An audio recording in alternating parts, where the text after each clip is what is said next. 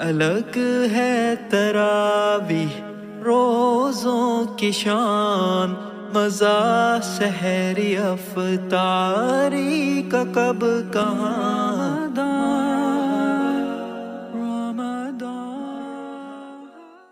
بسم اللہ الرحمن الرحیم۔ ناظرین کرام، آپ کی خدمت میں آپ کا میزبان محمد اشارف حاضر ہے، اور ہم اس وقت شروع کر رہے ہیں الرحمان اکیڈمی کی خصوصی ٹرانسمیشن پیام رمضان۔ ہمارے ساتھ موجود ہیں ہمارے مہمان مولانا مفتی ابراہیم جمال صاحب۔ جیسے کہ آپ سب کو معلوم ہے کہ ہماری زندگی کے بہت سارے اوقات ہماری کاروباری مصروفیات کے اندر گزرتے ہیں، اور ہمارا دین ایک مکمل دین ہے، اور یہ زندگی کے ہر شعبے کے بارے میں مکمل طور پر رہنمائی فراہم کرتا ہے۔ تو آج کے کچھ سوالات کاروباری زندگی کے متعلق ہیں، اور اس بات کے متعلق ہیں کہ کاروباری زندگی کے اندر اسلام کو لے کر آنا یہی ہماری ترقی کا اصل راز ہے۔ تو ہمارے ساتھ موجود ہیں ہمارے مہمان مفتی ابراہیم جمال صاحب، ان کے پاس چلتے ہیں۔ مفتی صاحب یہ معہد الخلیل اسلامی کے ہی فاضل ہیں، وہیں کے متخصص ہیں، اور کافی عرصے سے کاروباری زندگی کے اندر بھی مصروف عمل ہیں، تو اس حوالے سے بھی کافی تجربہ رکھتے ہیں۔ السلام علیکم ورحمۃ اللہ وبرکاتہ۔ وعلیکم السلام۔ مفتی صاحب، سب سے پہلا سوال ہمارا یہ ہے کہ جس طرح اسلام ہمیں دوسری چیزوں میں رہنمائی فراہم کرتا ہے، ہماری عبادات کے بارے میں رہنمائی فراہم کرتا ہے، اسی طرح دوسرے معاملات کے بارے میں رہنمائی فراہم کرتا ہے، کیا کاروباری زندگی کے حوالے سے بھی اسلام میں ہمیں کچھ تعلیمات ملتی ہیں؟ بسم اللہ الرحمن الرحیم۔ بالکل اس میں کوئی دو رائے نہیں ہے کہ اسلام نے جہاں ہمیں عبادات کے اندر رہنمائی دی ہے، وہاں اسلام نے ہمیں تجارت اور کاروبار اور معاملات کے اندر کوئی اکیلا تنہا نہیں چھوڑ دیا، بلکہ وہاں بھی اسلام نے آ کے ہمیں مکمل ایک رہنمائی دی ہے، اور مکمل جو ہے وہ اس کے لیے ایک گائیڈ لائن دی ہے، اس کے اصول بیان کیے ہیں، اس کے ضابطے بیان کیے ہیں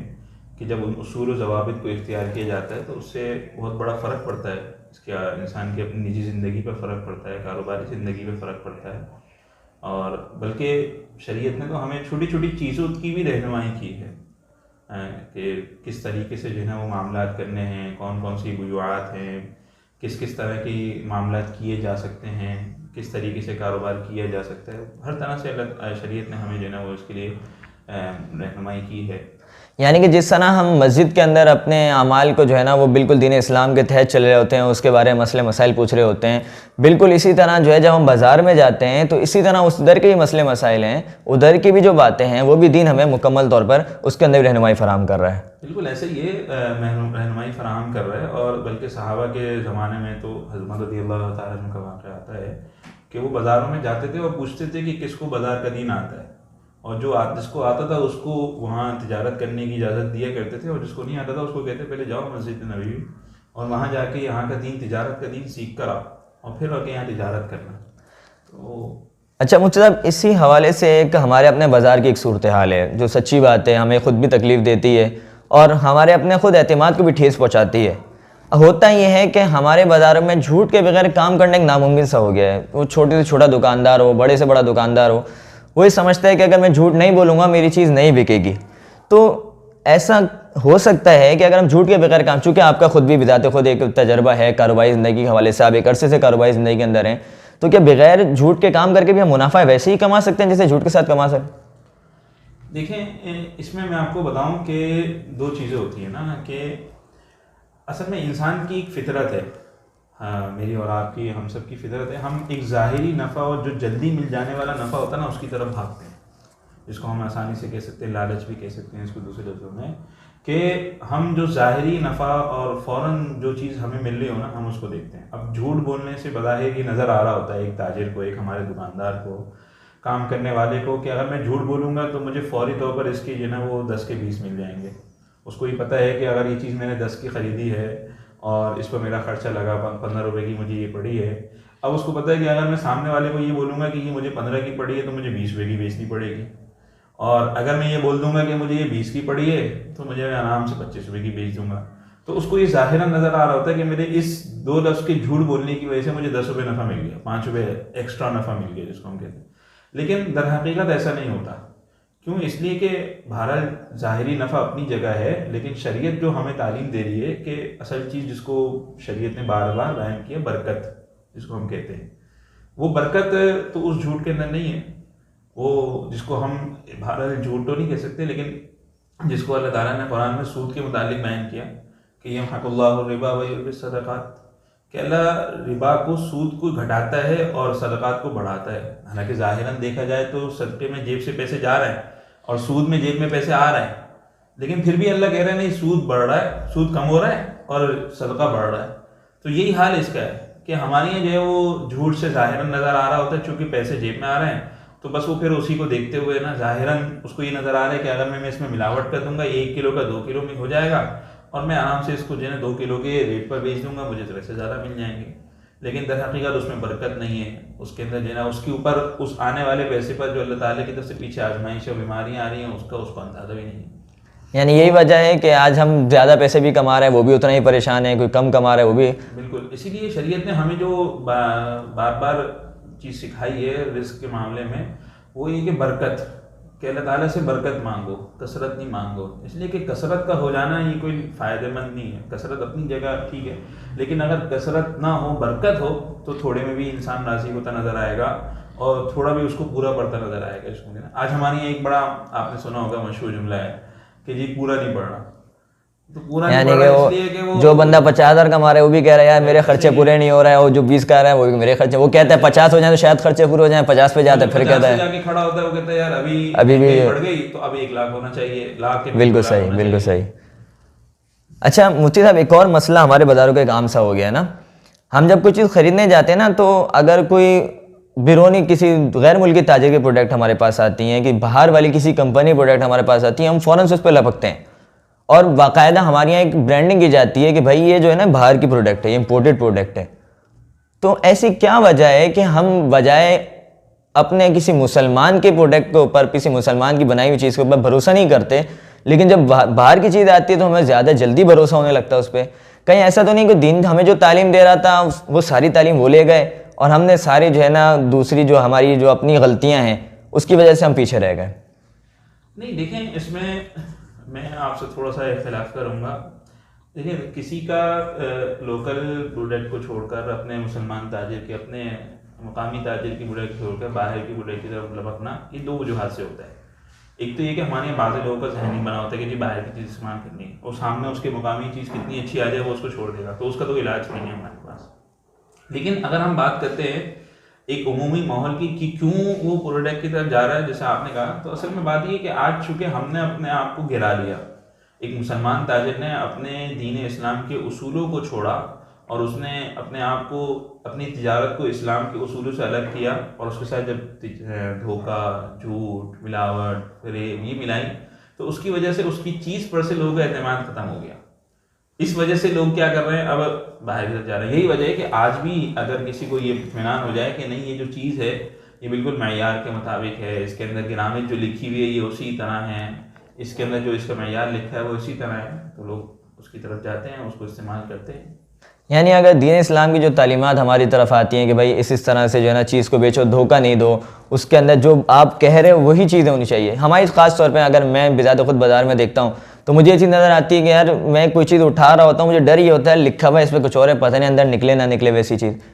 تو دین اسلام کی ہمیں تعلیمات دے رہا ہے کہ بھائی جو چیز ہم لکھ رہے ہیں, جو بول رہے ہیں کسی چیز کو, تو وہی اس میں نکلنی چاہیے. دین اسلام اس بارے میں ہم پوری محرومائت دیتا ہے. بالکل ایسے ہی دیکھیں, اسلام نے ہمیں سب سے پہلا سبق یہ سکھلایا ہے کہ دھوکہ نہ دو. اللہ کے نبی علیہ السلام نے فرمایا من غشنا فلیس منا, کہ جس نے دھوکہ دیا وہ ہم میں سے نہیں ہے.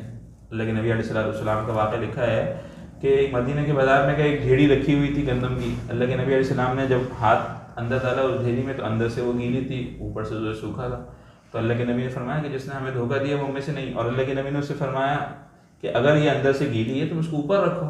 یعنی اوپر جو تم نے ظاہری سوکھی رکھی ہے اس کو دیکھ کے کوئی لے کے جائے گا اور اندر سے وہ خراب ہے تو وہ اس کو نقصان ہے. اللہ کے نبی نے اس پر ناراضگی کا اظہار فرمایا. تو سب سے بنیادی اصول یہ ہمیں یہ شریعت دیتی ہے. مجھ سے اگلا مسئلہ یہ ہے, عام طور پہ سوال آتا ہے جی کاروبار کرنا نا حساب کتاب بہت اہمیت رکھتا ہے, جس کو آج کے زمانے میں اکاؤنٹنگ بھی کہتے ہیں, ہم دوسرے اور الفاظ سے بھی کرتے ہیں. تو کیا اسلام ہمیں حساب کتاب کے بارے میں پوری رہنمائی کرتا ہے کہ کس طرح سے ایک چیز کا ہمیں حساب کتاب رکھنا چاہیے؟ جیسے زکوٰۃ کا معاملہ ہے, اسلام اس میں پوری طور پہ رہنمائی کرتا ہے کہ بھائی زکوٰۃ اس طرح کے نصاب کے اوپر زکوٰۃ ہوتی ہے, اس جو ہے نا وہ اتنی آپ کے پاس مال ہو جائے تو زکوٰۃ ہوتی ہے. کاروبار کے اندر بھی اس طرح حساب کتاب رکھنے کی اور باقاعدہ ایک چیز کو دیکھنے کی اسلام میں رہنمائی کرتا ہے. بالکل ایسا ہی ہے. اسلام نے جو ہے وہ ہمیں لکھنے کی اور حساب کتاب کی بہت بنیادی تعلیمات دی ہیں, اور قرآن کریم کی ایک بڑی طویل آیت ہے، وہ پوری اللہ تعالیٰ نے اسی کے متعلق جو ہے وہ نازل کی ہے، اور اس کے اندر ساری یہی باتیں بیان کی ہیں۔ قرض کے متعلق کہا ہے کہ اگر قرضہ لو تو لکھ لو اس کو اور اس پہ گواہ بنا لو، اور سب سے بنیادی چیزیں مطلب جو ہمیں اسلام نے دی ہیں کہ ہم جو بھی معاملہ کریں کسی سے اس کو لکھیں۔ شریعت نے اس پر بہت زور دیا کہ اس کو لکھو۔ خود اللہ کے نبی علیہ السلام کے متعلق آتا ہے کہ اللہ کے نبی علیہ السلام نے ایک صحابی سے معاملہ کیا اور اللہ کے نبی نے اس کو لکھ کے دیا۔ اگر لکھنا ضروری نہ ہوتا یا حساب کتابی ضروری نہ ہوتا تو اللہ کے نبی سے کون لکھوانے والا تھا؟ صحابہ کو اللہ کے نبی پر سے زیادہ اعتماد کس پر تھا؟ لیکن اس کے باوجود اللہ کے نبی نے لکھ کر دیا اور اہمیت سکھلائی ہے امت کو کہ دیکھو جب حساب کتاب یہ لکھنا، یہ گواہ بنانا یہ ضروری ہے۔ اس سے جو ہے وہ، کیونکہ یہ وہ چیزیں ہیں کہ جو ہمارے لیے آج ایک بہت بڑے جھگڑے کا سبب بنتی ہیں۔ اگر نہ لکھا جائے، اس کو نہ بیان کیا جائے، اس پہ گواہ نہیں ہوتے، پہلے چلتا رہتا ہے کہ ٹھیک ہے تمہاری میری یاری ہے، چل رہا ہے صاحب، اور پھر آخر میں جا کے کیا ہوتا ہے کہ وہ جھگڑا کھڑا ہوتا ہے۔ وہ دو پارٹنر ہیں آپس میں، لکھت پڑھت نہیں کی، بعد میں جا کے جھگڑتے ہیں کہ جی تمہارا میرا اتنا حصہ ہے، تمہارا اتنا حصہ ہے، یوں میں نے اتنا سرمایہ لگایا تھا، تم نے اتنا لگایا تھا۔ اس لیے سب سے پہلے شریعت کہہ رہی ہے کہ کوئی بھی کام کرو، پارٹنرشپ کرو، مضاربت کرو، جس کو کہتے ہیں انویسٹمنٹ لگاؤ کہیں بھی، اس کو لکھو تاکہ ریکارڈ رہے کہ ہاں کس نے کتنا لگایا، اس کے کتنا نفع اس کو ملا۔ چمچم اس پہ اور معاملے پہ، اور جیسے آپ ابھی جو آپ نے جس آیت کا تذکرہ کیا اس میں خاص طور پر قرض کا ذکر ہے، تو آج کل ہمارے دور میں ہوتا ہے بھائی قرض لیا اور پھر اس کے بعد غائب ہو جاتے ہیں، نہیں نظر آتے، فون نہیں اٹھاتے، 10 مسئلے ہوتے ہیں۔ لیکن اصل بات یہ ہے کہ اگر کوئی لکھ لے، اور اس آیت کے اندر جو میں اصل سوال پوچھنا چاہ رہا ہوں ایک بات اور ہے، وہ گواہ بنانے کا۔ یہ گواہ بنانے کا معاملہ کتنا اہم ہے، اس سے کیا فائدہ حاصل ہوتا ہے؟ دیکھیں گواہ بنانے کا معاملہ یوں اہم ہے کہ گواہ بنانے کا جو شریعت نے ذکر کیا ہے، لیکن اللہ تعالیٰ نے قرآن کریم کی آیت میں ذکر کیا جیسے آپ نے کہا، تو گواہ بنانے سے فائدہ یہ حاصل ہوگا کہ بعد میں کسی بھی قسم کا اگر خدا نہ خواستہ کوئی نزاع کھڑا ہوتا ہے، کوئی جھگڑا کھڑا ہوتا ہے، تو اس میں دو اور موجود ہیں۔ دیکھیں اگر میں نے اور آپ نے معاملہ کیا ہے، میں نے آپ سے کوئی قرضہ لیا ہے اور میں نے وہ چاہے ہم نے لکھ بھی لیا، اگر ہم نے اس پہ گواہ نہیں بنائے تو بعد میں ہم اس لکھے ہوئے پہ بھی جھگڑا کر سکتے ہیں کہ یہ تم نے اپنے پاس سے لکھا ہے، یہ تم نے غلط لکھا ہے، میں نے اتنی رقم لی تھی آپ سے۔ لیکن اگر ہم نے اس پہ دو گواہ بھی موجود ہیں تو ان کی گواہی لی جائے گی کہ ہاں بھائی آپ نے جو گواہ یہ ہم نے لکھا تھا، یہ آپ کے سامنے لکھا تھا، تو وہ پھر اس میں جھگڑے کا امکان اور کم ہو جائے گا۔ تو اس میں جو ہے وہ اس لیے جو شریعت یہ کہتی ہے کہ گواہ بھی بناؤ، یعنی شریعت ہر ممکن طریقے سے آپ کو حفاظت دینا چاہ رہی ہے، آپ کو ہی تحفظ فراہم کرنا چاہ رہی ہے۔ جب اصول بندہ اختیار کرے گا تو اس کے اندر اس کی اپنی حفاظت ہے، اس کے ساتھ کام کرنے والوں کی حفاظت ہے، اور پھر جو چیزیں شریعت کے اصول کے مطابق کی جاتی ہیں وہ لانگ ٹرم ہوتی ہیں، یہ عموماً دیکھا جاتا ہے۔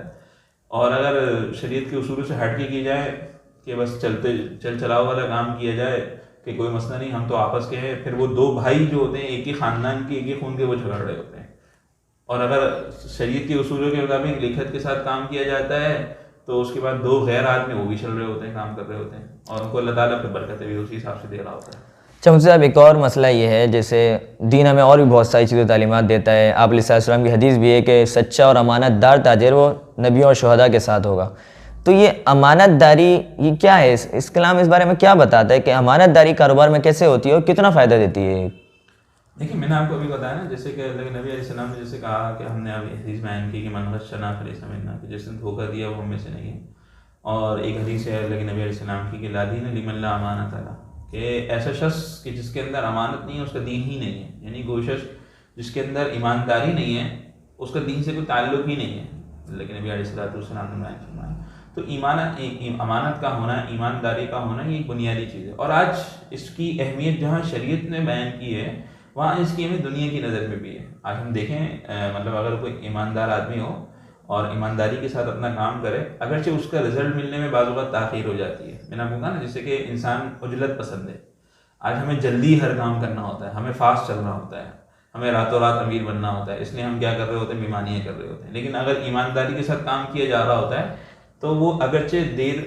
سے تو رزلٹ آتا ہے، لیکن پھر جب رزلٹ آتا ہے تو وہ دیر پا ہوتا ہے، وہ برقرار رہتا ہے، کیونکہ لوگ بھی پھر ٹرسٹ کرتے ہیں، اس پہ اعتماد کرتے ہیں۔ ورنہ بے ایمانی کے ساتھ اگر کوئی شخص تجارت کر رہا ہے تو بہت جلدی اس کی بات مارکیٹ میں مشہور ہو جاتی ہے کہ یار یہ تو بے ایمان ہے، یہ تو اس قابل نہیں ہے کہ اس کے ساتھ تجارت کی جائے، اس کے ساتھ کام کیا جائے، اس کے ساتھ بزنس کیا جائے۔ تو ایمانداری جو ہوتی ہے وہ جہاں شریعت ہمیں سکھا رہی ہے کہ ایمانداری کے ساتھ کام کرنا ہے، اور اس پر جو اس کی فضائل ہے، جیسے آپ نے حدیث بیان کی کہ ایک تاجر جو سچا ہوگا، امانتدار ہوگا، اس کا حشر کس کے ساتھ ہو رہا ہے؟ انبیاء کے ساتھ ہو رہا ہے. کیوں ہو رہا ہے ایسا؟ یعنی ایک تاجر کا حشر وہ عام دنیا کے اندر لگا ہوا ہے، تجارت کر رہا ہے، پھر بھی اس کا حشر انبیاء اور شہداء کے ساتھ کیوں کیا جا رہا ہے؟ وجہ یہی علماء نے لکھی ہے کہ اس لیے کہ بازار میں بیٹھ کر جہاں بیمانی کے بہت سارے ذرائع موجود ہیں، جہاں جھوٹ بولنے کے بہت سارے ذرائع موجود ہیں، پھر بھی وہ اپنے آپ کو بچا رہا ہے، پھر بھی وہ سچ بول رہا ہے، پھر بھی وہ ایمانداری کے ساتھ تجارت کر رہا ہے. تو اب اس کا مطلب یہ ہے کہ بہرحال اس کے اندر اس کو اس پر جو ثواب مل رہا ہے نا وہ پھر بہت. اچھا مفتی صاحب، میں آپ سے سوال کروں گا، چونکہ آپ بذات خود ایک کاروباری ہیں، تو ہمارے اندر ایک واضح مسئلہ ہے، ایک واضح بات ہے کہ وہ ہر ایک جو ہے نا راتوں رات امیر ہونا چاہتا ہے. یہ ایک عام سا ہے، وہ کہتے ہیں میری کوئی لاٹری کھل جائے، میں آج کل صبح اٹھوں تو ارب پتی بناؤں، کروڑ پتی بناؤں. تو اسلام ہمیں یہ نہیں بتاتا. اسلام ہمیں بتاتا ہے کہ آپ سکون سے ایک ایک اسٹیپ لے کے چلیں. تو ہماری یہ واقعتاً ہمارے اندر کی بیماری ہو چکی ہے کہ ہم بس راتوں رات امیر ہونا چاہتے ہیں، بس فٹافٹ کوئی ایسا مل جائے، ہمیں کوئی ایسا کوئی نسخہ مل جائے، صبح اٹھیں اور ہم امیر ہو جائیں. دیکھیے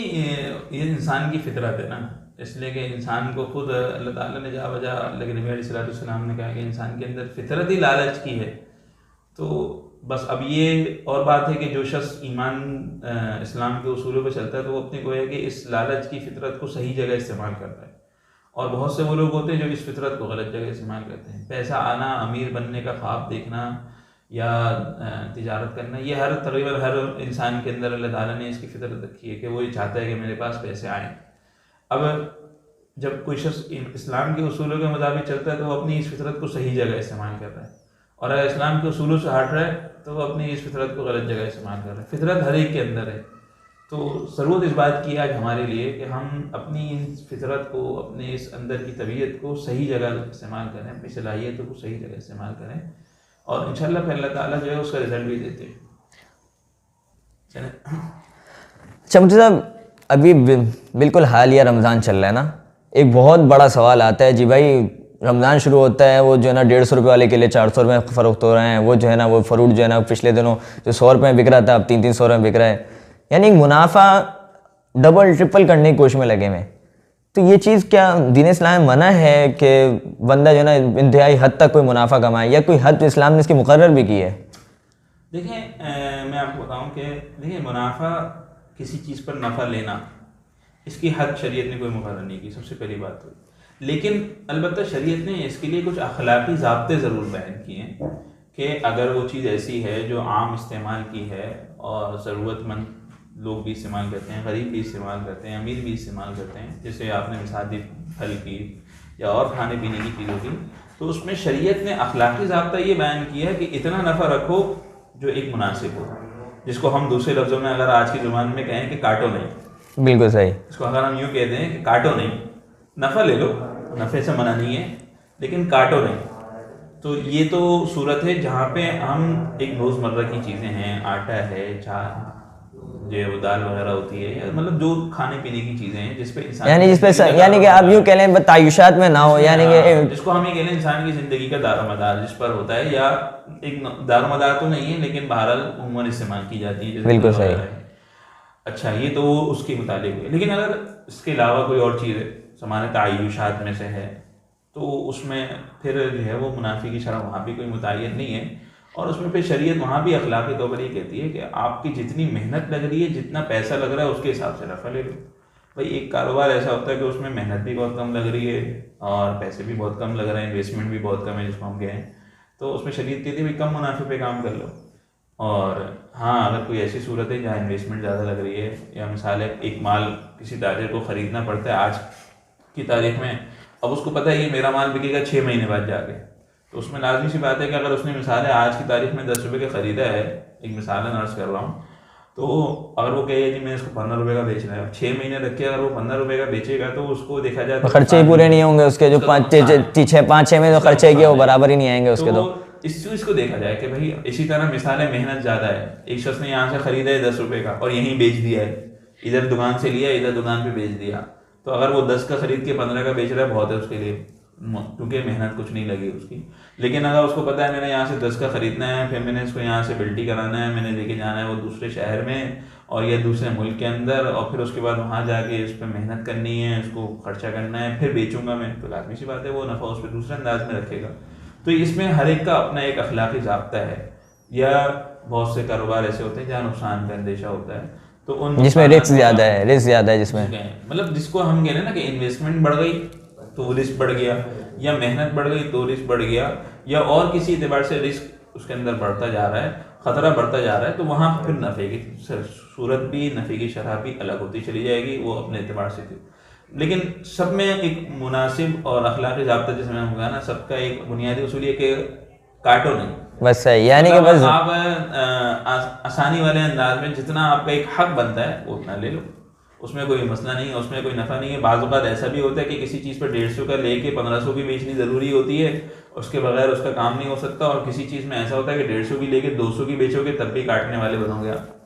تو یہ تو ہر ایک کا الگ الگ انداز ہوگا، ہر ایک کا الگ الگ جو ہے نا وہ حساب کتاب ہوگا. اس میں ہم اس کو متعین کرنے کے جی آپ نے اتنے میں اتنا رکھنا ہے، تو اس کو شریعت نے بالکل آزاد چھوڑا ہے. شریعت نے اس کا دار و مدار تاجر اوپر چھوڑا ہے کہیں. لیکن نبی علیہ الصلوۃ والسلام سے کوئی ایسی روایت نہیں ملتی کہ صحابہ سے کہ انہوں نے بازار کا ریٹ متعین کیا ہو، تو ایسا کوئی معاملہ نہیں ہے. البتہ یہ جو آپ نے کہا ابھی، جس سے رمضان کی بات کی آپ نے کہ جی پھل فروٹ رمضان سے پہلے کچھ تھے، تو اس کا ایک تعلق ذخیرہ اندوزی سے بھی ہوتا ہے. تو ہم کہہ رہے ہیں نا، یہ آج کل کا ایک بڑا مسئلہ ہوتا تھا کہ ذخیرہ اندوزی، تو اس کو بھی سمجھ لینا چاہیے کہ ذخیرہ اندوزی جو ہوتا ہے نا، یہ ایسی چیزوں میں تو جائز ہے جو انسان کی بنیادی ضروریات میں سے نہ ہو. ان میں لگژریز آئٹم ہے اس کے اندر، اس کے اندر اس کو پتہ ہے کہ جی آج میں رکھوں گا اس کو خرید کے، کل اس کے ریٹ بڑھ جائیں گے، تو اس کے ریٹ بڑھیں گے تو لامحالہ مجھے اس پہ پروفٹ زیادہ مل جائے گا، نفع زیادہ مل جائے گا، تو اس میں کوئی مذاقہ نہیں ہے. ہاں اگر ذخیرہ اندوزی ایسی چیز کی جا رہی ہے جس کے بعد انسان کی ضرورت کا دار مدار ہے اور وہ چیز مارکیٹ میں شارٹ ہے، نہیں مل رہی، مثال کے طور پر جیسے آٹا ہے، اب پتہ ہے کہ آٹا میں اگر خرید کے اس وقت رکھوں گا اور مارکیٹ میں اس کی ڈیمانڈ زیادہ ہے، نہیں مل رہی، کئی لوگ نہیں پہنچ پا رہے اس آٹے تک، تو اب میں اس کو رکھوں گی جی میں اس کو جو ہے نا وہ زیادہ نفع کے ساتھ بیچوں گا، تو اب یہ میں غلط کر رہا ہوں. اب اس کے اندر جو ہے نا وہ مجھے شریعت کہتے نہیں، اب یہ احتکار آپ کر رہے ہیں، اس کو ہم کہتے ہیں، اور یہ مکروہ ہے، اس کو شریعت نے منع کیا ہے. چلو صاحب ایک اور مسئلہ ہے لگژریز آئٹم جسے ہم کہتے ہیں، اس کے اندر کوئی زیادہ نفع رکھے تو برا بھی نہیں سمجھا جاتا عام طور پہ نا. کوئی بہت زیادہ تعجب پسندی کے ہیں اور کوئی امیر کبیر بندہ اس کو لے رہا ہے، جو ہے نا 3 لاکھ 4 لاکھ کا کوئی ایک جو ہے نا وہ ٹیبل لے رہا ہے، صرف اس کو خرید رہا ہے، حالانکہ ہمیں پتہ ہے وہ اتنی مہنگی نہیں ہوتی، لیکن وہ لے رہا ہوتا ہے، لیتے ہوئے اس کو احساس نہیں ہوتا، وہ اس کو بھی پتہ ہے کہ لگژریز میں اتنا منافع ہوتا ہے، تو اس چیز میں کوئی مسئلہ تو نہیں. میں نے کہا نا، دیکھیں لگژری آئٹم جو ہوتا ہے نا، دیکھیں جتنا لگژری آئٹم ہوگا اتنا ہی مہنگا ہوگا، ٹھیک ہے، یہ تو ہوتا ہی ہے مارکیٹ میں، اور اتنا ہی مہنگا ہونے کی وجہ سے اس کی سیل بھی کم ہوتی ہے. میں نے کہا نا، اب اگر مثال کے طور پر کوئی چیز ہے ہمارے یہاں جیسے ہوتا ہے کہ جی کوئی 3 لاکھ روپے کا کھلونا ہے، مثال ہے بچوں کے کھلونے آتے ہیں بہت سے ایسے امپورٹنٹ، 3 لاکھ روپے کے کھلونے ہوتے ہیں 4. اب وہ لازمی ہے روزانہ کی بنیاد پر سیل لگا کے تو نہیں بک رہا ہے، جس طرح ایک 20 والا کھلونا مارکیٹ میں بک رہا ہے روزانہ کی بنیاد پر سیل لگا کے. تو لازمی ہے اس کا جو بیچنے والا تاجر ہے اس نے اس پر محنت بہت کی ہے،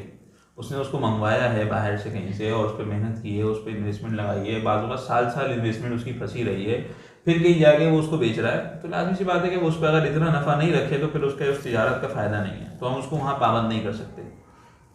اچھا مجھ سے اب اگلا سوال یہ ہے کہ ہوتا کیا ہے عام طور پہ کہ ہمارے دکاندار کے اوپر نا بھروسہ ختم ہوتا جا رہا ہے. یعنی اب میں بازار جاتا ہوں، کسی بندے سے کوئی چیز خریدتا ہوں تو بس میں 3 بار سوچتا ہوں وہاں پہ کھڑے ہو کے، بعض دفعہ جو ہے نا وہ اللہ مخلی اختلی پڑ جاتا ہوں، یا پتہ نہیں یار یہ چیز مجھے خریدنی چاہیے نہیں خریدنی چاہیے. بالکل ایک ڈڑا ہوا سا اندار ہے ہمارے دکاندار جو ہے نا وہ کسٹمر کے درمیان کا. ایسی کیا وجہ ہے کہ ہمارے اندر جو ہے نا وہ ایک اعتماد نہیں پیدا ہو پا رہا ہم دونوں کے درمیان کہ بھائی ہم جب کوئی چیز لیں تو بالکل کھلے دل سے لے لیں، ہمیں پتہ ہو یار میں نقصان نہیں ہوگا اس کے اندر. ایسی کیا وجہ ہے؟ کیا دین اس بارے میں رہنمائی کر رہے ہیں کہ یار اگر آپ کا نقصان نہیں ہوگا آپ محفوظ ہیں؟ دکاندار کو بھی یہ کہہ رہے ہیں کہ آپ بھی محفوظ ہیں، آپ کا بھی نقصان نہیں ہوگا، اور کسٹمر کہہ رہے ہیں آپ بھی محفوظ ہیں، آپ کا بھی نقصان نہیں ہوگا. نہیں دیکھیں، اس میں صرف دکاندار کا مسئلہ نہیں ہے، میں آپ کو ایک بات بتاؤں، اس میں صرف دکاندار کا مسئلہ نہیں ہے، یہ ہر جگہ آج کل مسئلہ کھڑا ہوتا جا رہا ہے. بلکہ آج کل جو سب سے زیادہ ایک بڑی تجارت ہو رہی ہے، آن لائن تجارت ہو رہی ہے، اور آن لائن میں سب سے زیادہ لوگ ڈرتے ہیں کہ چیز منگا لیں گے بعد میں ریٹرن کیسے کریں گے، کیونکہ منگوائی بعض اوقات کہاں سے جاری ہوتی ہے، وہ کس ذریعے سے آتی ہے، مختلف پلیٹ فارمس کے ذریعے سے آ رہی ہوتی ہے، تو اس میں بھی ایک بڑا مسئلہ ہوتا ہے، کمپنیز کے ساتھ مسئلہ ہوتا ہے. تو یہ تو ہر جگہ ہے، اس میں تو ہم، اور اس کی وجہ وجوہات اگر ہم دیکھتے ہیں تو اس کی وجہ وہی ہے کہ آج ہم نے اسلام کے اصولوں کو چھوڑ دیا. اسلام نے ہمیں اس کے متعلق بڑی واضح رہنمائی دی تھی کہ اگر کسی سے کوئی چیز خریدو تو اس سے جو ہے نا وہ اپنے لیے اختیار لے لو، جس کو شریعت کی اسلام میں اگر ہم بات کریں تو خیار شرط. اچھا مجھ سے اب یہاں پہ میں ایک سوال اور کروں گا، یہ جو آپ بتا رہے ہیں نا خیار شرط وغیرہ اس طرح کے دوسرے اختیار، یہ تو بالکل کاروبار سے ایسے ہیں جیسے غائب، کسی کو پتہ ہی نہیں ہے مارکیٹ میں بیٹھنے والے کو بھائی اس طرح کی بھی کوئی چیز ہے کہ باقاعدہ اس کے ذریعے جو ہے نا وہ کاروبار کر سکتے ہیں، ہم اپنا اعتماد لے سکتے ہیں۔ ریٹرن کی پالیسی تو صحیح ہے، کمپنیاں دے دیتی ہیں، آن لائن کے اندر بھی بہت ساری کمپنیز اب ہیں کہ اگر آپ کو نہیں سمجھ میں آیا تو آپ ریٹرن کر سکتے ہیں، لیکن جو ہمارا کاروباری بیٹھا ہوا ہے وہ تو ماشاءاللہ لکھ کے لگا دیتا ہے نو ریٹرن نو ایکسچینج، اور اس طرح کی باتیں ہوتی ہیں میں خریدا ہوا مال واپسی یا تبدیل نہیں ہو سکتا، تو اسی کیا وجہ ہے؟ نہیں دیکھیں، میں یہ تو نہیں بہرحال کہہ سکتا آپ کو کہ چونکہ ہم دیکھتے ہیں کہ ایسا نہیں ہے کہ بالکل ہی تاجروں نے اس کو چھوڑ دیا۔ الحمدللہ ہمارے اب بھی معاشرے کے اندر اور مارکیٹ میں بہت سے ایسے تاجر ہیں جن کو اسلام کی طرف رغبت ہوتی ہے اور اسلام کے اوپر عمل کرنے کا جذبہ رکھتے ہیں، تو وہ اب بھی کسی نہ کسی انداز میں ان خیارات کو استعمال کر رہے ہیں، اگرچہ اس کا نام دوسرا کر دیتے ہیں، خیار شرط یا خیار رویت۔ خیار شرط کا مطلب یہ ہوتا ہے، میں پہلے اصطلاحاً آپ کو سمجھا دوں کہ خیار شرط کا مطلب یہ ہے کہ جی کوئی شخص خریدے اور یہ کہے کہ جی مجھے اس کے اندر اختیار ہے کہ میں 3 دن کا، مطلب یہ کہ میں 3 دن کے اندر چاہوں تو آپ کو ریٹرن کر سکتا ہوں، اور سامنے والا اگر اس کو قبول کر لیتا ہے، جو بیچنے والا دکاندار ہے یا کوئی بھی ہے، اور وہ اس کو قبول کر لیتا ہے کہ ٹھیک ہے آپ مجھے 3 دن کے اندر ریٹرن کر دیں، تو یہ خیر ہے۔ یا خیر رویت کا مطلب یہ ہوتا ہے کہ اس شخص نے بن دیکھے کوئی چیز خریدی ہے، جیسے آن لائن میں اکثر مسئلہ یہ آتا ہے کہ بن دیکھے چیز خریدی جا رہی ہوتی ہے، تو اس میں یہ بھی ہوتا ہے کہ اب وہ اس کے اندر یہ کہتے ہیں جی میں دیکھوں گا، تو یہ ہمارے یہاں چونکہ اکثر ایسا ہونے لگا ہے الحمدللہ کہ ان چیزوں کا استعمال ہوتا ہے کہ دیکھنے کے بعد وہ کہتے ہیں کہ جی دیکھنے کے بعد پسند نہیں آئے تو واپسی کر سکتے ہیں۔ تو بنیادی طور پر یہی چیزیں ہیں، یہی اصول ہے کہ جن کو اگر اختیار کیا جائے تو اس سے اعتماد کی فضا بحال ہو سکتی ہے۔ اسی طرح جیسے ریٹرن جو ہم کہتے ہیں قالا، صحابہ نے تو اس پر بڑے صحابہ کے بارے میں تو یہاں تک آتا ہے کہ انہوں نے تو باقاعدہ دکانیں اس لیے کھولی تھی کہ تاکہ ان کے پاس لوگ یہ قالا واپسی کرنے آ جائیں، یہ ہے کہ واپسی کرنے آئے ہیں نا، کہ اس لیے کہ اس پر اللہ کے نبی نے فضیلت بیان کی نا کہ جو شخص جو قالا کرے گا تو اللہ تعالیٰ اس کے گناہوں کو معاف فرمائے گا، جو مفہوم ہے جس کا۔ تو صحابہ نے تو اس فضیلت کو حاصل کرنے کے لیے باقاعدہ دکانیں کھولی تھیں، تو بہرحال یہ لکھ کے لگا دینا کہ خریدا ہوا مال واپس سے تبدیل نہیں ہوگا، یہ مناسب عمل نہیں ہے، بلکہ اس سے جو ہے نا اعتماد کی فضا خراب ہوتی ہے۔ کیونکہ دیکھیں آپ ایک دکاندار، ہم اس آپس میں دیکھیں نا، اگر ایک دکاندار ہمیں پتہ ہے کہ یار یہ ریٹرن لے دیتا ہے اور دوسرا دکاندار ریٹرن نہیں لے گا، تو ہم کس کے پاس جائیں گے؟ دیکھو اعتماد اسی سے بنے گا جو کہ ہمیں پتہ ہے یہ مجھ سے لے لے گا، نہیں سمجھ میں آئے گی لے لے گا۔ اس سے خود بخود آپ کے کاروبار پہ بھی اثر پڑ رہا ہے نا، اس سے آپ کے کاروبار کے اندر بھی اضافہ ہو رہا ہے، اس سے دنیاوی نفع بھی حاصل ہو رہا ہے، اور دینی اعتبار سے جو فضیلت مل رہی ہے وہ اپنی جگہ ہے۔ تو اس لیے جو ہے نا اس چیز کا اصول بنانا کہ جی نو ریٹرن یا پھر ایکسچینج نہیں کریں گے، یا آپ کو دیکھنے پر جو ہے نا وہ خیال نہیں ملے گا، بہتر یہ کہ ہم اپنے آپ کو جو ہے نا وہ شریعت کے اصولوں کے اندر لے کر آئیں اور اس کے اعتبار سے جو ہے نا اپنے تجارت کو چلائیں گے، انشاءاللہ فائدہ ہوگا۔ بہت بہت شکریہ مفتی صاحب، آپ ہمارے ساتھ رہے، بہت اہم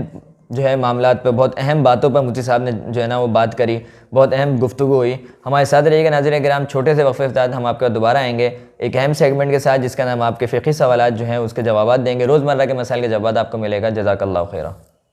الگ ہے تراویح روزوں کی شان، مزہ سحری افطاری کا کب کہاں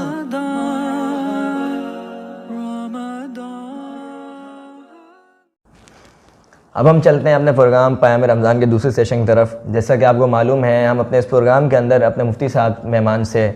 روزمرہ کچھ مسائل پوچھتے ہیں، وہ مسائل جو کہ ہمارے روزمرہ پیش آتے ہیں اور ہم اپنے مفتی صاحب سے اس طرح کے سوالات کرنا چاہتے ہیں۔ تو ہمارے ساتھ موجود ہیں مفتی انوار السادات صاحب۔ مفتی صاحب دارالعلوم کراچی کے فاضل ہیں اور اشرف المدارس سے متخصص ہیں۔ تو مفتی صاحب کیا حال چال ہیں آپ کے؟ چلتے ہیں اپنے سوالات کی طرف۔ جی صاحب، سوال یہ آیا ہے کہ اگر کسی عورت جو ہے وہ اپنی خاص ایام کے اندر ہے، مینسز کے اندر ہے، اور اس کو معلوم نہیں ہوا لیکن اس نے روزہ رکھ لیا، تو اب اس کا کیا حکم ہے؟ دیکھیں، حالت حیض کے اندر روزہ رکھنا شرعاً منع ہے، کیونکہ صحیح روایات موجود ہیں۔ صحیح بخاری کی روایت ہے کہ آپ صلی اللہ علیہ وسلم نے ارشاد فرمایا، جس کا مفہوم یہ ہے کہ حائضہ عورت جو ہے وہ نہ نماز پڑھے گی اور نہ ہی روزہ رکھے گی، لہٰذا حالت حیض کے اندر روزہ رکھنا معتبر ہی نہیں بلکہ گناہ گار بھی ہوگی۔ لہٰذا اگر کوئی خاتون جان بوجھ کر ایسا کرتی ہے تو سب گناہ گار ہے، اور ایمانی لحاظ سے بھی کیا ہے، خطرناک بات ہے۔ لیکن اگر بھولے سے رکھ لیا، ناواقفی کی وجہ سے، مسئلہ نہ معلوم ہونے کی وجہ سے، تو اس صورت کے اندر بھی روزہ معتبر نہیں ہوگا۔ اسے چاہیے کہ وہ توبہ استغفار کرے اور صحیح مسئلے سے واقفیت حاصل کرے۔ اچھا مفتی صاحب، اگلا سوال کسی شرارتی بندے کا آیا ہوا ہے، بڑا جو ہے نا وہ ایک عام سا سوال ہے جو ہم سے بھی بہت سارے لوگ پوچھتے رہتے ہیں۔ مفتی صاحب، رمضان میں شیطان تو ہوتا ہے بند، لیکن پھر ہم گناہ کیوں کر رہے ہوتے ہیں؟ یہ بہت اہم سوال ہے جو دلوں میں پیدا ہوتا ہے کہ رمضان ہے پھر بھی آدمی گناہ کر رہا ہے، اور روایت کے اندر موجود ہے کہ شیطان کو قید کر دیا جاتا ہے اور جنت کے دروازوں کو کھول دیا جاتا ہے، جہنم کے دروازوں کو بند کر دیا جاتا ہے، تو پھر یہ لوگ گناہ کیسے کر لیتے ہیں؟ تو اس کے مختلف جوابات علماء نے بیان کیے ہیں اپنی کتابوں کے اندر۔ ایک وجہ یہ بیان کی گئی ہے کہ سرکش شیاطین کے الفاظ بعض روایتوں میں آتے ہیں کہ سرکش شیاطین ان کو قید کیا جاتا ہے، تو اس سے معلوم ہو رہا ہے کہ جو دوسرے شیاطین ہیں وہ قید نہیں ہوتے، تو لہذا پھر بھی وہ آدمی کو گناہوں پر اکساتے رہتے ہیں۔ اور پھر بعض علماء کرام نے یہ وجہ بھی بیان کی ہے کہ دیکھیں ضروری نہیں کہ آدمی گناہ کے اندر مبتلا ہوتا ہے وہ شیطان ہی اس کو کہے گا تبھی وہ گناہ کے اندر مبتلا ہوگا، بلکہ بسا اوقات نفس کا بہکاوا بھی ہوتا ہے، برے لوگوں کی صحبت بھی ہوتی ہے، غلط چیزوں کا دیکھنا بھی ہوتا ہے، تو اسی لیے کہا جاتا ہے کہ رمضان کے اندر خاص طور پر اچھے لوگوں کی صحبت حاصل کی جائے۔ اور ایک وجہ یہ بھی بیان کی گئی ہے کہ دیکھیے یہ جو بات کہی گئی ہے نا حدیث مبارکہ کے اندر کہ شیاطین کو قید کر دیا جاتا ہے، تو یہ اسی آدمی کے حق کے اندر ہے جو روزے کو صحیح شریعت کے آداب کی رعایت کے ساتھ مکمل کرے، تو اس کو تو یہ نعمت ملتی ہے، لیکن جو روزے کو صحیح شریعت کے آداب کے مطابق نہ رکھے تو اس کو یہ نعمت حاصل نہیں ہو پاتی۔ تو مفتی صاحب یہ کہنا چاہ رہے ہیں کہ اپنے گناہوں کا سارا بوجھ شیطان پہ نہ ڈالیں، کچھ آپ کے اپنے بھی اثرات ہوتے ہیں اس کو بھی درست کریں۔ تو اور ایک وجہ یہ بھی بیان کی گئی ہے کہ کیونکہ سال بھر جو ہے نا 11 مہینے آدمی جو ہے وہ گناہوں کے اندر مبتلا ہوتا ہے، یعنی گناہوں کے اندر مبتلا ہوتا ہے، گناہوں کی اسے عادت پڑی ہوئی ہوتی ہے، تو ظاہری بات ہے کہ وہ اثر اتنی جلدی تو ختم نہیں ہوگا، لوہا بھی گرم ہو کوئی بھی چیز گرم ہو تو اسے ٹھنڈا ہونے میں کچھ وقت تو لگتا ہے، تو اسی طریقے سے گناہوں کا جو اثر ہے اسے کم ہونے میں یا ختم ہونے میں وقت تو لگے گا۔ چلیں مفتی صاحب آگے چلتے ہیں۔ اگلا سوال یہ ہے کہ اگر کوئی شخص جو ہے نا وہ غسل میں عام طور پہ کلی کرتے ہیں تو اس کا نا مبالغہ کرتے ہیں، یعنی غرارے بھی کرتے ہیں اس کے اندر اور ایسا پوری کوشش کرتے ہیں ہر جگہ پانی پہنچ جائے، اب جب روزہ ہے تو کیا اس میں بھی ایسی غرارہ کریں گے اور باقاعدہ اس میں مبالغہ کریں گے یا پھر ہلکی سی کھلی کریں گے اس کے اندر؟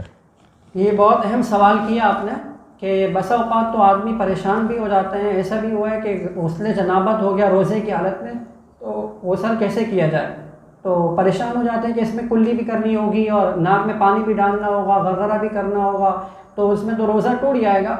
تو دیکھیں اچھی طرح سمجھ لیا جائے مسئلے کو کہ کلی کرنا جب غسل فرض ہو جائے تو کلی کرنا اور ناک میں پانی ڈالنا یہ فرض ہے، اور کلی کرنے میں مبالغہ کرنا یا ناک میں پانی ڈالنے میں مبالغہ کرنا یہ سنت ہے۔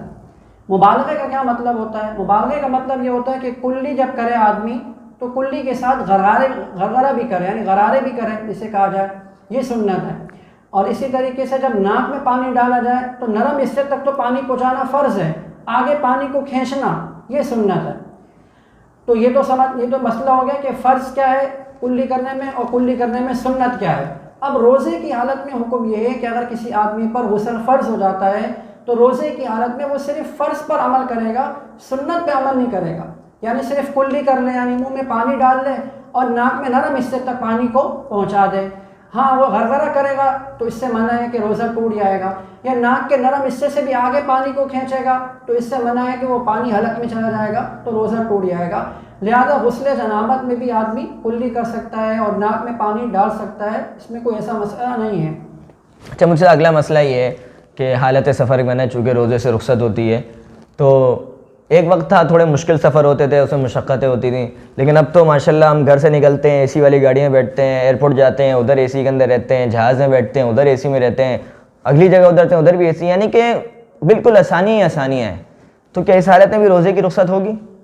جی بالکل، کیونکہ نصوص کے اندر جو الفاظ ملتے ہیں احادیث مبارکہ کے اندر یا قرآنی آیات سے معلوم ہوتا ہے کہ مسافر کی جو رخصت معلوم ہوتی ہے وہ مطلقاً ہے، اس میں کوئی ایسی کوئی قید نہیں ہے کہ اونٹوں کے ذریعے سفر ہوگا تو وہ مسافر ہوگا یا کوئی پیدل جائے گا تو وہ مسافر ہوگا، بلکہ لہٰذا آج کل کے زمانے میں کوئی اگر ہوائی جہاز پہ بھی سفر کر رہا ہے تو وہ بھی شرعاً مسافر کہلائے گا۔ صحیح۔ اچھا مفتی صاحب اگلا مسئلہ یہ ہے کہ جب طواف ہو رہا ہوتا ہے، اب کسی نے طواف شروع کیا اور پتہ لگا اس کے 2 چکر ہی ہوتے لیکن نماز کا وقت ہو گیا، تو اب وہ جب نماز کے بعد طواف کرے گا تو اس کے 3 چکر ختم ہو جائیں گے، دوبارہ شروع کرے گا یا پھر وہ 3 چکر کے آگے 4تھا چکر شروع کرے گا؟ طواف کے دوران اگر نماز کا وقت ہو جائے تو آدمی فوراً نماز پڑھنے لگ جائے، یعنی فرض نماز کا وقت ہو گیا، اب طواف کے 2 چکر ہوئے یا 3 چکر ہوئے اس کو وہیں پر چھوڑ دے، جہاں سے طواف چھوڑا تھا پھر وہیں سے آگے شروع کر دے، دوبارہ نئے سرے سے شروع کرنے کی ضرورت نہیں ہے۔ اچھا مفتی صاحب اگلا مسئلہ یہ ہے کہ ایک فلیٹ لیا تھا, وہ لیا تو بیچنے کی نیت سے ہی تھا, یعنی لیا اس لیے تھا اس سے کاروبار کریں گے, اپنی تجارت کریں گے, اسے بیچ کے منافع کمائیں گے. لیکن اب جب مارکیٹ میں جاتے ہیں تو مارکیٹ کے حالات کی وجہ سے اب اس کی جو اصل قیمت ہے وہ مل نہیں رہی, تو اب مجبوراً سوچا یہ کہ اس کو کرائے پہ دے دیتے. تو اب سال گزر گیا اس کے اوپر, تو اس کی زکوٰۃ کا کیا حکم ہوگا؟ ایسی صورت میں اس فلیٹ پر زکوٰۃ لازم نہیں ہوگی, کیونکہ تجارت کی نیت سے آدمی کوئی اگر فلیٹ خریدتا ہے تو وہ نیت برقرار بھی رہنی چاہیے سال کے گزرنے کے وقت تک, یعنی جس وقت آدمی پہ زکوٰۃ دے رہا ہے تو اس وقت تک وہ نیت برقرار رہے. یہاں چونکہ ابتدا میں تو اس کی نیت تھی آدمی کی کہ میں تجارت کی نیت سے لے رہا ہوں, لیکن بعد میں نیت تبدیل ہو گئی, تو لہٰذا وہ مال تجارت میں نہ رہا, یعنی اس پر زکوٰۃ لازم نہیں ہوگی. یعنی مجھے آپ کہنا چاہ رہے ہیں اگر آپ نے کوئی چیز لی ہے تو سیل کی نیت سے, تو جب لی ہے تو اس وقت بھی وہی نیت ہو, اور جب موجود ہے تو اس وقت بھی پوری وہی نیت ہو. اگر کوئی نیت بدل جاتی ہے تو پھر الگ مسئلہ ہو جائے گا. اچھا مجھ سے اب اگلا سوال یہ ہے کہ اگر امام کے پیچھے نماز پڑھ رہے ہیں تو اور سفر میں ہے وہ اور تراویح پڑھنا چاہ رہا ہے, یعنی کہ سفر میں ایک بندہ تراویح پڑھنا چاہ رہا ہے اور امام کے پیچھے ہے, تو نیت کیا کرے گا وہ؟ یعنی مقیم امام کے پیچھے تراویح پڑھ رہا ہے تو اس صورت میں نیت تراویح ہی کی کرے گا. جیسے کہ عموماً عام حالات میں تراویح کی جو نیت کی جاتی ہے وہ یہ کی جاتی ہے کہ امام جو نماز پڑھ رہا ہے میں بھی وہی پڑھ رہا ہوں, یا میں جو 20 رکعت تراویح کی نیت کر کے نماز پڑھ رہا ہوں امام کے پیچھے, تو یہ نیت کی جائے گی. تراویح میں قصر نہیں ہوگا, یعنی یہ نہ ہو کہ تراویح میں قصر ہو, ایسا نہیں ہے. صاحب اگلا مسئلہ یہ ہے کہ اگر کسی شخص کی تراویح میں 3 یا 4 رکعتیں نکل گئیں, اب 4 رکعتیں نکل گئیں, اب وہ جو ہے نا وہ سے باقی امام کے ساتھ پوری کر لیں. اب امام جب وطر کے لیے کھڑا ہو رہا ہے تو اب وہ بندہ پہلے اپنی پرانی والی 4 پوری کرے پھر وطر پڑھے, یا پھر پہلے وطر پڑھ لے امام کے ساتھ بعد میں 4 پڑھتا رہے اسے؟ یعنی اگر وہ خود پڑھنے لگ جائے گا تو ایسی صورت میں پھر اس کے وطر جو ہے وہ جماعت سے رہ جائیں گے, تو اسی لیے وطر جماعت سے پڑھ لے اور پھر جماعت کے بعد جتنی بھی رکعتیں باقی رہ گئی تراویح کی ان کو ادا کر لے. صاحب اگلا مسئلہ یہ ہے کہ مال تجارت پر جو ہے وہ یعنی کسی بندے نے دکان پہ مال رکھا ہوا ہے تو اس میں کس قیمت سے اعتبار سے ہوگی؟ اب مثال کے طور پر جو ہے ہم نے مال خریدا ہوتا ہے 3 لاکھ روپے کا, لیکن ہمیں پتہ ہوتا ہے مال بھیگے گا 4-4.5 لاکھ روپے کا, تو اب زکوٰۃ 3 لاکھ پہ دیں یا 4-4.5 لاکھ پہ دیں؟ یعنی زکوٰۃ کے اندر مال تجارت کی قیمت خرید کا اعتبار ہوتا ہے یا قیمت فروخت کا, تھوڑا سا اس کو سمجھنے کی ضرورت ہے.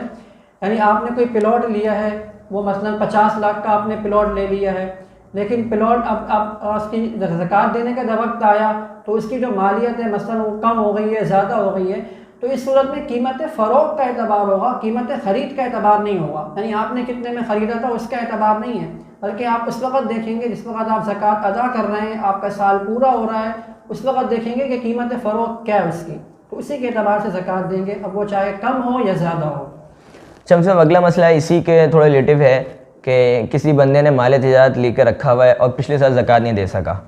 اب وہ اگلا سال آتا ہے اور 2 سالوں کی زکوٰۃ ایک ساتھ دے رہا ہے, لیکن مسئلہ یہ ہے پچھلے سال وہی مال تھا 3 لاکھ روپے کا, اب وہ مال ہو گیا 6-6.5 لاکھ روپے کا, اور پچھلے سال کی زکوٰۃ اس نے دی ہوئی نہیں ہے, تو اب پچھلے سال والی قیمت کا اعتبار کرے گا یا پھر اس سال والی قیمت کا اعتبار کرے گا؟ اگر پچھلے سال اس نے اپنے مال تجارت کی زکوٰۃ ادا نہیں کی اور وہ مال ابھی بھی باقی ہے, وہ مال ابھی بھی باقی یعنی اس نے آگے بیچا نہیں ہے, تو اس صورت کے اندر موجودہ جو ہے قیمت فروخت اس کا اعتبار کیا جائے گا. لیکن اس نے مال بیچ دیا تھا, مال تجارت تھا, لیکن اس نے زکوٰۃ نہیں ادا کی تھی, تو اس صورت میں جتنے کا اس نے بیچا تھا تو اسی کے اعتبار سے اپنی وہ گزشتہ سال کی زکوٰۃ ادا کرے گا. صاحب اگلا مسئلہ یہ ہے کہ وہ دھونی وغیرہ ہوتی ہے, اس سے دھواں نکلتا ہے, خوشبو وغیرہ کے لیے جسے ہم رکھتے ہیں, اب اگر وہ دھواں اندر چلے جاتا ہے تو اس صورت کے اندر روزہ کا کیا حکم ہوگا؟ دھواں چاہے دھونی کا ہو یا کوئی بھی دھواں ہو, تو دھواں خود بخود حلق میں چلا جائے تو اس سے روزہ نہیں ٹوٹتا. ہاں قصداً آدمی خود کوشش کرے اندر لے جائے تو پھر روزہ ٹوٹ جائے گا. اس کا مطلب یہ اگر سگریٹ پی جائے تو اگرچہ دھواں اس سے اندر جاتا ہے لیکن اس سے روزہ ٹوٹ جائے گا. اچھا اگلا مسئلہ یہ ہے کہ عید کی مبارکباد دینا کیسا ہے مفتی صاحب؟ یہ ایک اہم مسئلہ ہے جو پیش آتا ہے, تقریباً لوگ ہر سال ہی پوچھتے ہیں کہ عید کی مبارکباد دینا کیسا ہے. تو دیکھیے اصل میں عید کی مبارک کا مطلب کیا ہے, یعنی ایک دعا ہے کہ اللہ تعالیٰ تمہاری عید کو مبارک کرے. جیسے عربی کے الفاظ ملتے ہیں حدیث میں تقبل اللہ منا ومنکم, اللہ تعالیٰ جو ہے ہماری طرف سے ہماری عبادتوں کو بھی قبول کرے اور تمہاری عبادتوں کو بھی قبول کرے. تو عید مبارک کہنا بھی فی نفسی جائز ہے, ایک دعائیہ کلمہ ہے, لیکن اس کو سنت نہ سمجھا جائے, ضروری نہ سمجھا جائے, ورنہ پھر یہ بدعت کی زمرے میں آ جائے گا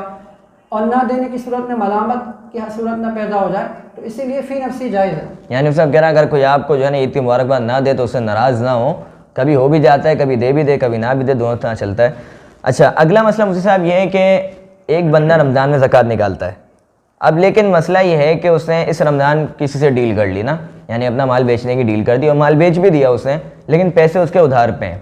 اب لیکن پیمنٹ آنی ہے اس کے اگلے سال، مال اگرچہ وہ بک چکا ہے، پیمنٹ آنی ہے اگلے سال، تو اب وہ پورے سال اس کی پیمنٹ اس کے پاس نہیں رہے گی، تو اس کا کیا حکم ہے؟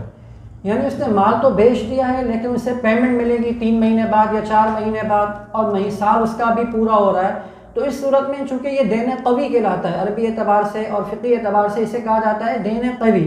یعنی اور دین قوی کے اوپر زکوٰۃ لازم ہوتی ہے، لہٰذا اس کو اس کی زکوٰۃ دینی پڑے گی، اگرچہ وہ اس کی جو پیسے ہیں، اس کی جو رقم ہے وہ اس کو 3 مہینے بعد مل رہی ہے یا 4 مہینے بعد مل رہی ہے۔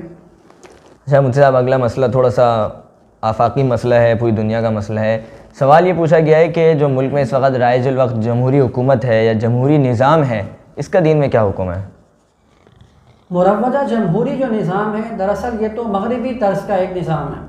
کیونکہ اس میں جو دیکھا جاتا ہے وہ کثرت رائے کو دیکھا جاتا ہے، قوت رائے کو نہیں دیکھا جاتا۔ یعنی کثرت رائے کا مطلب یہ کہ رائے دینے والے کون لوگ ہیں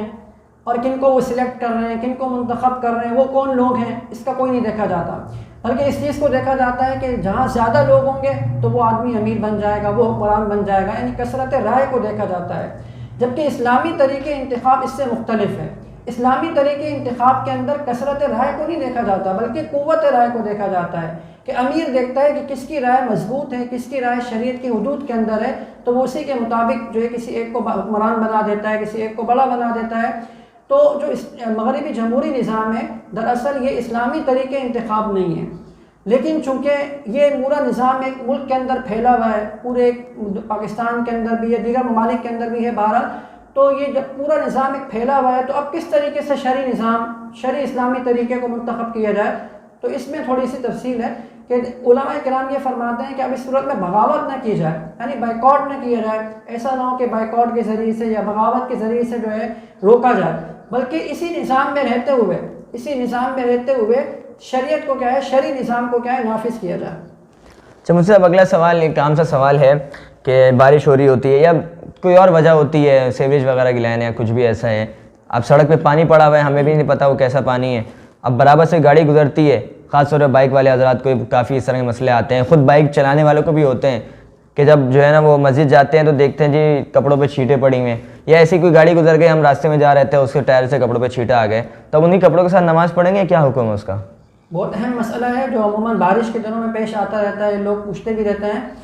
تو اس حوالے سے مسئلہ سمجھ لیں کہ دیکھیں جب وہ چھینٹیں پڑیں تو آدمی تھوڑا نظر دوڑا لے، مطلب دیکھ لے کہ وہ چھینٹیں کس قسم کی ہیں، اگر وہ چھینٹیں مطلب ایسی ہیں جو محض بارش کا پانی ہے، صاف نظر آ رہا ہے، یا کیچڑ ہے، تو کیچڑ جو ہے یہ بھی کیا ہوتا ہے، پاک ہوتا ہے جب تک اس میں گٹر کا پانی نہ ملا ہو۔ ہاں اگر گٹر کا پانی مل چکا ہے جو کہ نظر آ جاتا ہے، دیکھنے سے نظر آ جاتا ہے، اگر گٹر کا پانی لگ گیا ہے اور وہ بالکل معمولی مقدار میں لگا ہوا ہے، یعنی سوئی کے ناکے کے برابر، جو بہت زیادہ غور سے دیکھا جائے تو پھر نظر آئے گا، تو یہ تو معاف ہے، لیکن اگر اس سے زیادہ لگا ہوا ہے تو اس صورت میں اسے دھویا جائے گا۔ باقی بارش کا پانی لگ جائے یا کیچڑ لگ جائے تو یہ تو پاک ہے، جب پاک ہے تو لہٰذا اسے دھویا نہ جائے۔ ہاں کیچڑ کی صورت کے اندر اتنا ہے کہ کیونکہ بدنما لگتے ہیں آدمی کے کپڑے، تو پاک کر لے، دھو لے اسے۔ الحمدللہ ماہ رمضان کی ہماری خصوصی ٹرانسمیشن پیام رمضان کی ایک اور نشست کا اختتام ہوا یہاں پر۔ ہمارے مہمان کا شکریہ ہمارے ساتھ جڑے رہے، آپ سب کا شکریہ ہمارے ساتھ جڑے رہے۔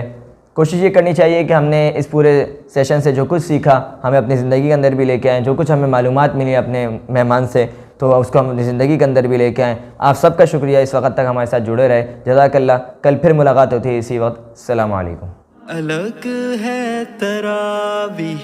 روزوں کی شان، مزہ سحری افطاری کا کب کہاں